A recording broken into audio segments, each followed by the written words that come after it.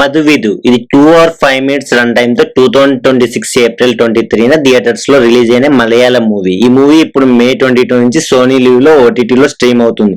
మధువిధు అంటే హనీమూన్ అని అర్థం. ఇది ఒక రొమాంటిక్ కామెడీ ఫ్యామిలీ అంటారు. ఈ మూవీ ఫ్యామిలీతో కలిసి కూడా చూడొచ్చు.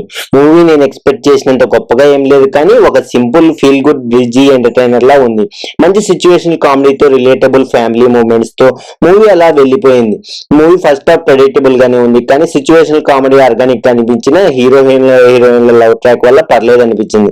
ఇంటర్వెల్ హిలేరియస్ గా ఉంటుంది. సెకండ్ హాఫ్ లో కామెడీ సాలిడ్ గా వర్కౌట్ అయింది, కానీ unnecessary melody drama so second half ని డ్యామేజ్ చేసింది. ప్రీ క్లైమాక్స్ ట్విస్ట్ బాగుంది, క్లైమాక్స్ పర్లేదు. ఓవరాల్ గా మూవీ అయితే నేను ముందే చెప్పినట్లు జస్ట్ ఒక టైం పాస్ మూవీ అని చెప్పొచ్చు.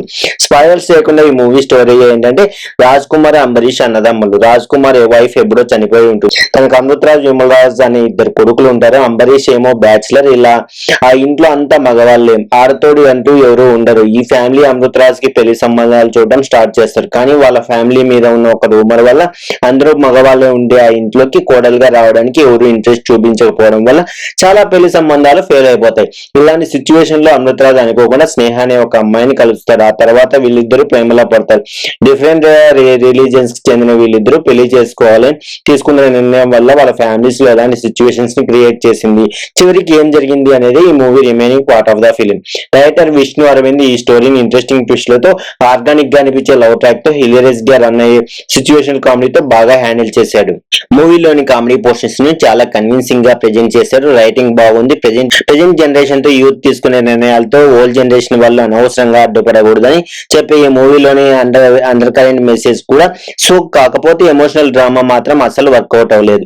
ఎమోషనల్ సీన్స్ అన్ని రొటీన్ గా అవుట్డేటెడ్ గా అనిపించాయి. సినిమాటోగ్రఫీ బానే ఉంది, బ్యాక్గ్రౌండ్ మ్యూజిక్ బాగుంది, ఎడిటింగ్ కూడా పర్లేదు. కామెడీ టచ్ ఉన్న రొమాంటిక్ క్యారెక్టర్ లో అమృతరాజ్ షరాఫుద్దీన్ క్యారెక్టర్ గా పర్ఫెక్ట్ సెట్ అయ్యాడు. తన పర్ఫార్మెన్స్ కూడా బాగుంది. హీరోయిన్ గా తనకి ఇదే ఫస్ట్ మూవీ అయినా కూడా స్నేహగా కళ్యాణి పనికర్ యాక్టింగ్ బాగానే ఉంది. షరాఫుద్దీన్ తో తన కెమిస్ట్రీ కూడా బాగుంది, కానీ ఎమోషనల్ సీన్స్ లో మాత్రం తన యాక్టింగ్ తేలిపోయింది. రాజ్ కుమార్ గా ఇంపార్టెంట్ క్యారెక్టర్ చేసిన జగదీష్ యాక్టింగ్ సూపర్. అంబరీష్ గా అజీజ్ నిర్మాంగాడు యాక్టింగ్ కూడా బాగుంది. మిగతా సపోర్టింగ్ రోల్స్ కూడా బాగున్నాయి. ఓటీటీలోనే కాబట్టి మీరు హ్యాపీగా ఫ్యామిలీతో కలిసి చూడొచ్చు. నేను ఇస్తున్న రేటింగ్ 2.5/5. That's it guys.